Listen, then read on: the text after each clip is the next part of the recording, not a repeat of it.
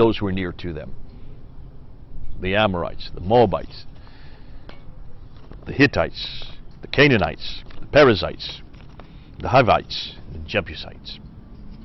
Now, when you come back to that, you see that God was trying to protect these very, you might say, very innocent Israelites. They weren't innocent in the sense that they certainly went and were seduced quite easily. We see that in Ezekiel 16.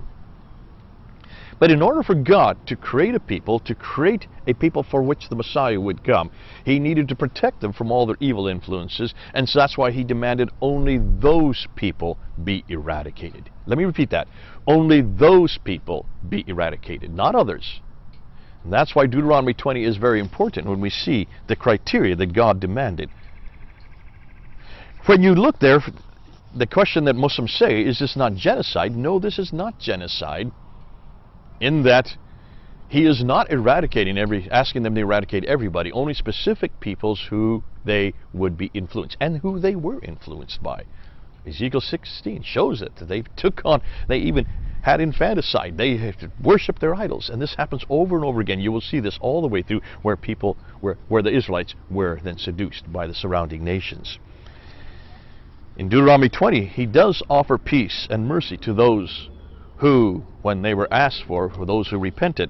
And those who repented, you can see, historically you can see, God did offer them peace. The Gibeonites is a case in point. Rahab is a very good case in point.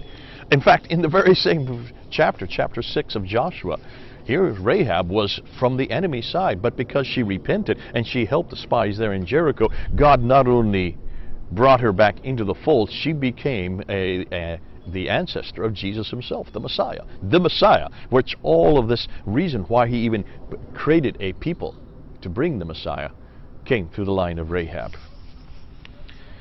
So, God, does he allow genocide? Only specific people and only for specific times to create, because this was a promise that God had said to the Amalekites and to those list of people, those 6 that I mentioned, the Canaanites, who had persecuted his own people on their way back from Egypt, have been in slavery. Now, there are other times where there is genocide. Sodom and Gomorrah are 2 other cases. But I want to ask you Muslims something. You say that you don't find this kind of genocide in the Quran. Let me ask you, in the Quran, I want you to open up Surah chapter 7 verse 84 and also chapter 15 verse 59. So Surah 7 ayah 84, Surah 15 ayah 59. Take a look and see what Allah is doing there, because there is the same story of Sodom and Gomorrah, eradicating everything, every living thing was eradicated, nothing survived. So even in the Quran, you've got genocide. Allah does do genocide. Why haven't you asked that of him? But I want you even to ask about your Prophet Muhammad. Because what did Muhammad do in Medina in 624, 625, and 627? Remember, Muhammad was not from Medina, he was from Mecca. He was invited by the Ansar to arbitrate between the Ansar and the Jews, the 3 major Jewish tribes. These are the major tribes. They were Jewish. They'd been there for generations.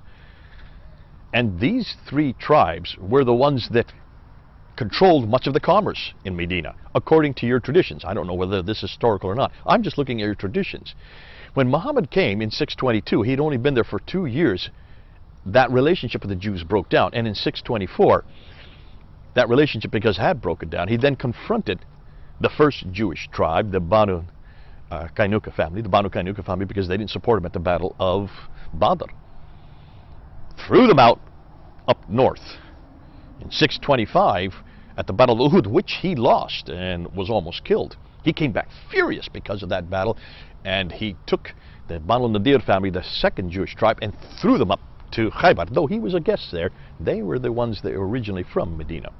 2 years later, in 627, after the Battle of the Trenches, which neither side won, your Prophet Muhammad took the last remaining Jewish tribe, the largest Jewish tribe, the richest of the Jewish tribes, took every one of their men, 800 men, and in one afternoon slit their throats.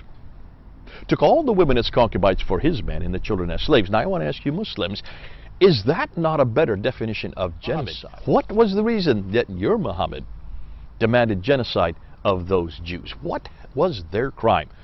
Had they destroyed any of his men there in Medina? Had they attacked any of his men like you see the Canaanites doing with the Israelites? Had he condemned them from beginning? No. What was their crime? You know what their crime was? They didn't support him attacking the Meccans. They refused to sign the Treaty of Medina. Look at the Treaty of Medina, which you will say is the reason that he had to attack them, because they went against the Treaty of Medina. Their names are not on that treaty. Take a look at that treaty. You will find none of the Banu Kainuka, Banu Nadir, or Banu Qurayza names are on that treaty. That was not their treaty. They were not part of that treaty. So what was their crime? They refused to accept him and his authority over them. Yet they were the ones from Medina. He wasn't. To me, that's a much clearer example of genocide against one people, a group of people called the Jews. So there were no Jewish families left. There were only individual Jews, but no Jewish families left in Medina after 627. And he'd only been there for 5 years. Look at the damage he did in 5 years. So, before you throw stones at the Bible, look at the Quran. The Quran has many more difficulties than the Bible when it comes to violence. We've not really got into violence yet in the Quran. That's not our remit right now. We're just trying to answer the questions the Muslims are throwing at us. But I thank God for the Bible that there is a reason for violence here. And it's only for that time, at that place, with those people, and for that reason. Not for everyone, everywhere, at any time. Even in the Old Testament, though the violence is there, it is only a specified violence, initiated by God, and not for all people. Good. This is Jay here in Florida on this beautiful, peaceful lake. For now.